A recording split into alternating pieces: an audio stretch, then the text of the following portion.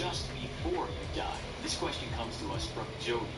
As you may already know, we love answering questions from you, our beloved viewers. So today, as per Jody's request, we dare to venture deep into the subject in our quest to find out if your life really does flash before your eyes in your final moment. To begin with, we'll start with what happens to you physically, depending on how you die. Let's first talk about drowning. This is a very uncomfortable death, characterized by an inability to breathe that leads to your demise underwater. What happens is that you struggle with your mouth below the surface, you panic, and might begin to aspirate and inhale water. This leads you to having a laryngospasm, which happens when your vocal cords close and block airways in an attempt to protect your lungs. When this happens, you're unable to scream for help. Thus, drowning is mostly a silent death. When not enough oxygen reaches the body's tissues, you then go through something known as hypoxia. You become unconscious and your airway relaxes, which allows your lungs to fill up with water. Prolonged time without air can lead to cardiac arrest and brain damage before finally leading to death. This is not a good way to go, so it's highly recommended that you wear a life vest if you don't know how to swim. Either that or keep an inflatable pool toy under you. The unicorn floaty is all the rage right now. Get one with a cup holder while you're at it, so you can keep a martini in hand. Death by hypothermia, where the core body temperature drops to a dangerous level, causes you to shiver intensely. After extended exposure to freezing temperatures, your body functions start to slow down, including your respiration, heart, and metabolic rates. You then lose consciousness before you die. An example of this type of death would include what happened to Jack in the movie Titanic. Spoiler alert, we saw him turn into a human popsicle before he sunk dramatically into the dark depths of the Atlantic. Rose let go of him in the moment after saying she would. What's up with that? We feel that we need to add that Jack could have easily fit on the door that was used as a raft. He just didn't try hard enough. At any rate, he definitely wouldn't want to perish in icy cold waters this way. It's not a fun way to go, especially if you hate the cold. On the opposite end of the spectrum, death by burning has to be a very horrifying way to meet your demise. Sometimes when people were burned at the stake back in the Dark Ages, they would die from carbon monoxide poisoning before the flames completely consumed them. This happens when you breathe in too much carbon. It's definitely not a pleasant way to go. In fact, it's excruciatingly painful. Yet carbon monoxide poisoning wouldn't be considered a merciful death in comparison to feeling the fire melt away your flesh. The human body can burn for several hours, but if you're lucky, you're already dead by the time the dermis cracks. The dermis, in case you didn't know, is the thick layer of skin under the epidermis, which is the thin layer of outer skin. Sometimes burns can cause so much damage to your nerves that you're no longer able to detect pain. More than likely, however, you've already died before you can recognize that you don't feel pain anymore. The initial agony of being burned alive can also be so intense that some people may die of primary shock, when blood pressure drops so low that vital organs can no longer function. Suffocation from the fumes and heat stroke can also result in death before the actual doing of the job, as heat stroke can threaten other vital organs as well, which can be fatal if left untreated. Now that we've covered some of the extreme, horrific, morbid aspects of physical causes of death and what happens to the body before dying, let's explore what might happen mentally before you die. Living inside from dying, you're aware of what's happening to you. This is a big topic because there are a lot of strange and abnormal things people claim to have happened in the moments just before death. Urologist Dr. Cameron Shaw believes he knows exactly what happens to us 30 seconds before we meet the Grim Reaper. He's dissected a woman's brain in order to find out what was going on immediately before she died. What he found was chilling. First, he says, we lose our sense of self. This reportedly is because the brain tends to die from the top down, and blood supply is gathered from underneath. Thus, the prefrontal cortex, the part responsible for cognition, planning, personality, decision-making, and moderating social behavior, loses blood first as the brain drains. This implies that our sense of self, sense of humor, and our ability to think ahead all dissipates within the first 10 to 20 seconds out of the 30-second countdown to death. Then Dr. Shaw explains, as the wave of blood-starved brain cells spread out, our memories and language centers short out, and we're left with just a core.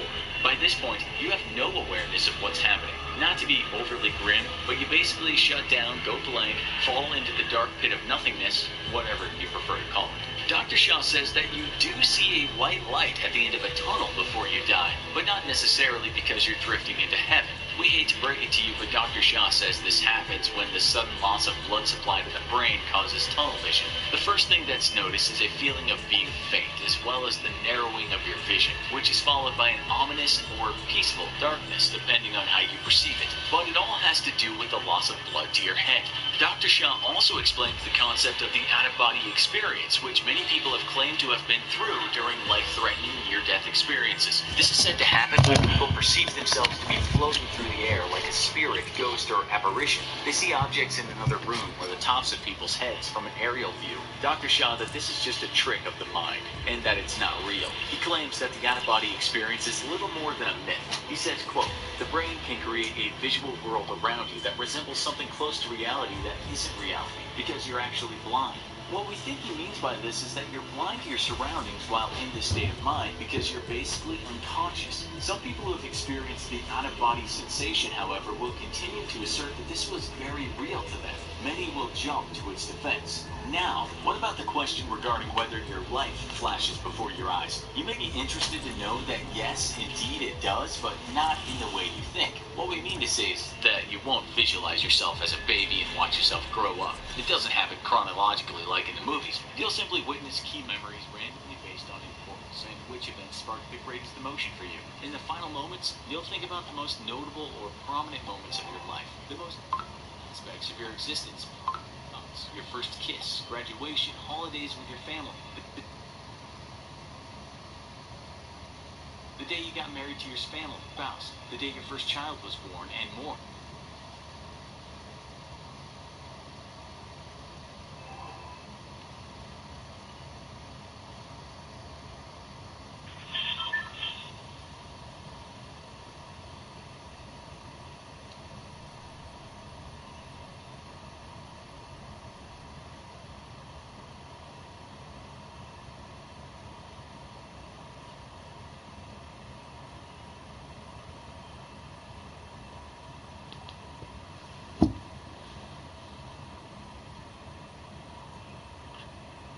Some people who have experienced this near-death occurrence say that many memories were packed into a short period of time. Some have even gone so far as to say that it felt like centuries had passed while they were witnessing the memories of their lives play out like a movie across the screen. One person claimed being able to actually feel what friends and family members felt through each memory. The same person was quoted in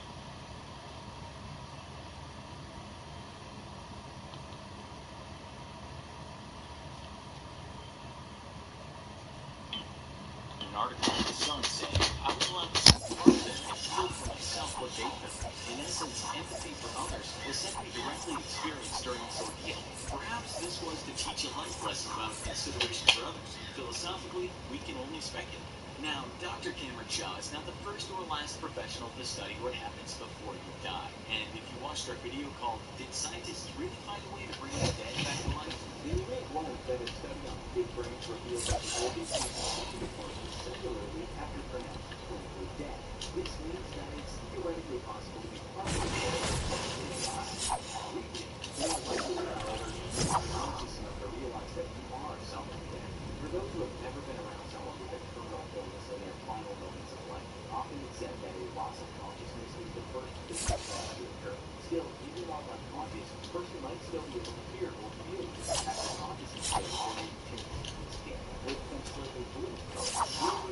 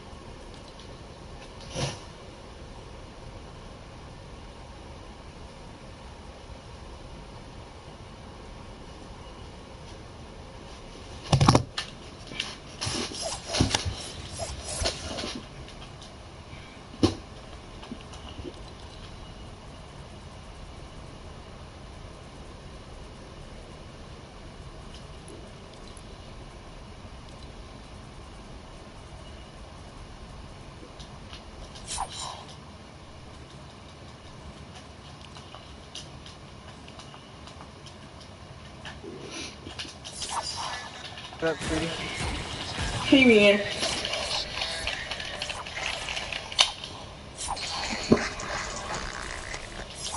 What? Wager, man? I don't know, you gonna slap my ass, nigga.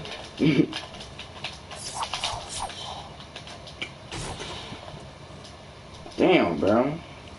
Hold on, let me end my streamers. Fuck. Yeah, two other good people who can play with for squads. Oh wait, yeah, we do need. I need one more first. And also let me change my skin because I don't like this skin. Keep that.